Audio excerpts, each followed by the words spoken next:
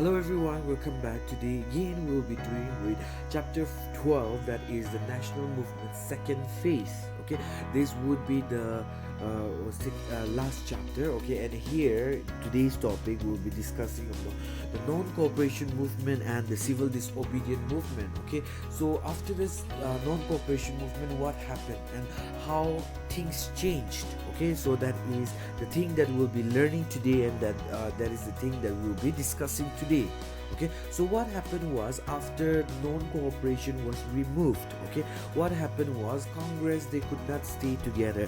They had to split up, okay, into different groups. Okay, so the one group, okay, was led by people like Siar Das, Motilal Nehru, and Vithal Bhai Patel, okay, who wanted to end the boycott of the Legislative Council, because the leaders felt that if the Congress were boycotting against the election to be held, then people who were very much loyal to the British, they would get elected to the positions, okay, into different positions, and when they get elected, the British can do whatever they want, because these people will be under their control, and they will slowly do whatever the British want them to do. Okay, so what happened, this group wanted to take part in the election, okay, and also get elected in the legislature and slowly destroy the British government.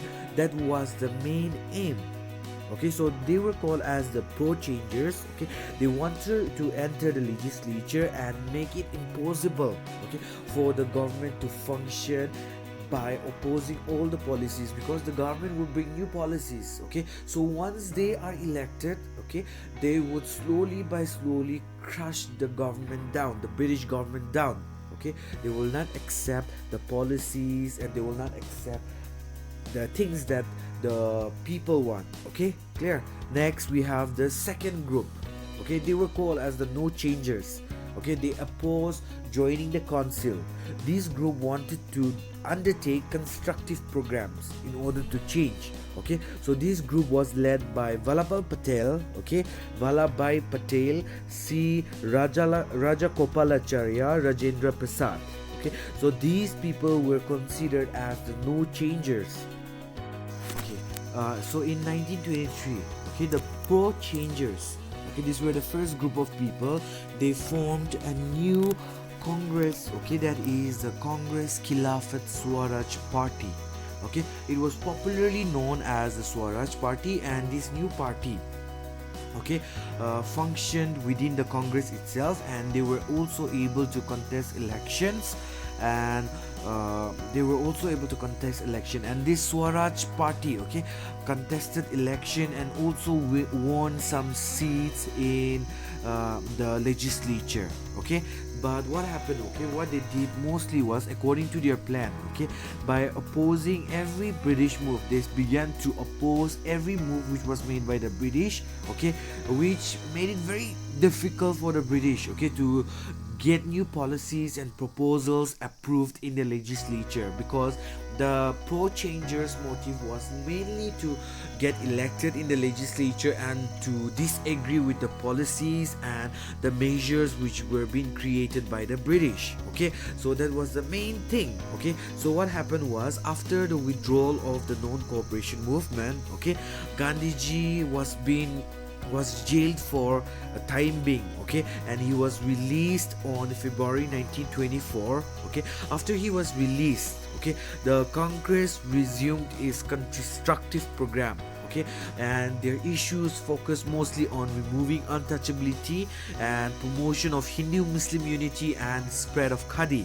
Okay, so Congress was divided, okay, between pro-changer and the non-changers. Okay, so the pro-changers played a very crucial role because they got elected in the legislature, and they began to make transformation and changes. And when Gandhiji was released from the prison, the Congress, okay, tried their main motive, okay, which they have been adapting from a very long period of time, began to put forward this main aims, okay, that is removing untouchability, promoting Hindu and Muslim unity, and the spread of Khadi as well. Okay, Moving on, next is the mobilization of peasants. Okay, many of the peasants, okay, when the revolt broke out in most of the regions, okay, these peasants were the ones, okay, who always came forward, protested against the British, okay, and even during the non-cooperation movement, we could see a large participation of the peasant community, because these peasants were the ones who were suffering because of heavy tax collection. Their lands were also being taken away. Because of these reasons, the participation of peasants was seen at large, okay, and during also, okay, and what happened was Kisan Sabha, okay, which was a form of a group, okay, was formed, okay, and its main idea, okay, and its main aim was to fight against the British, okay, and their agents who were there in India, example the zamindars, okay, who were working for the British, okay, and what they did was during the non-cooperation they mobilized a huge number of the peasant community to come together and fight, okay, and these also played a very important role, okay. Congress, what they did was they tried to bring these people together, okay, and protest at large, okay. National leaders also tried to solve this kind of problem. Example, in 1928, okay, Vallabhbhai Patel, okay, who was also known as the Iron Man of India, okay, he organized the Bardoli Satyagraha, okay, to protest against the increase of taxes which was laid down upon the peasants, okay. So Gandhiji was also closely associated with the peasant community, okay, because we can see from the moment that Gandhiji landed up in India in 1915, he started touring India. He went to rural areas meeting peasants, okay, knowing their problem, okay. So the main fight was against the British, okay, for removing taxes for the peasant community in India and also to attain independence, okay.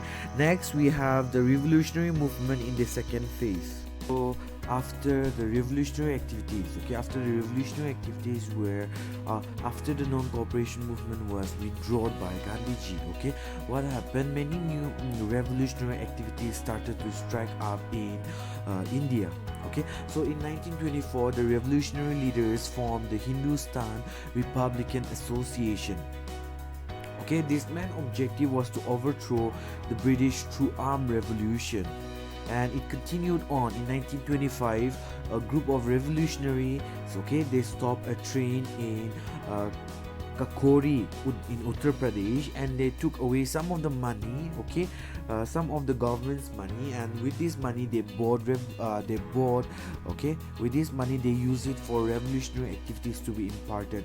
Likewise, okay, we can see so much, okay, so much revolutionary activities up to a period, okay. And also what happened was, okay, in 1928 the assassination of the police officers named Saunders, okay, also created a lot of commotion against the British, okay. And also a few months earlier, okay, what happened was, okay, the British officers, they ordered lathi charges on the peaceful demonstration which was led by Lala Lajpat Rai, and he was also injured and he died with that, okay. So continuing on, okay, revolutionary activities went on for a long period of time. It was not only the men folk who were going through this revolutionary activities, but women also joined these revolutionaries to fight against the British, okay, to bring a solution for India, okay. So it continued on.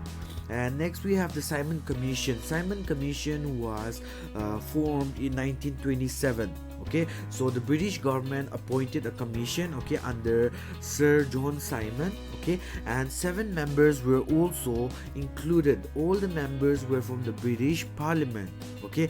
They came to India mainly to decide the future of India, okay. The Government of India Act, okay, was passed in 1919, and these brought administrative reforms in India. And so what happened was Sir John Simon, okay, he began to work, okay, or they were they were brought to India. Okay, the Simon Commission was mainly to decide as well as to discuss or if India was ready for being self-administered by Indians alone. Okay, so they came mainly for that purpose. But what happened was the Simon Commission was rejected by the Indians, because what happened was this Simon Commission was inculcated, or this group was formed only with white members. Only white members were included in this commission, and so what happened?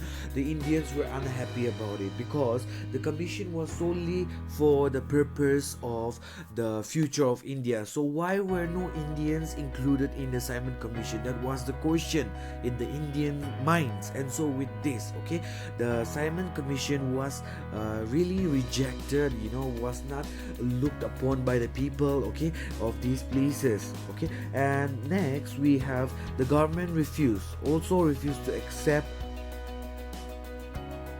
the demand of self-governments. Okay, the British government, who were in India, they also rejected that Indians cannot be cannot run their government alone. It has to be under the head of the British. Okay, so this was because of which, okay, when the Simon Commission arrived on 4th February 1928, okay, what happened was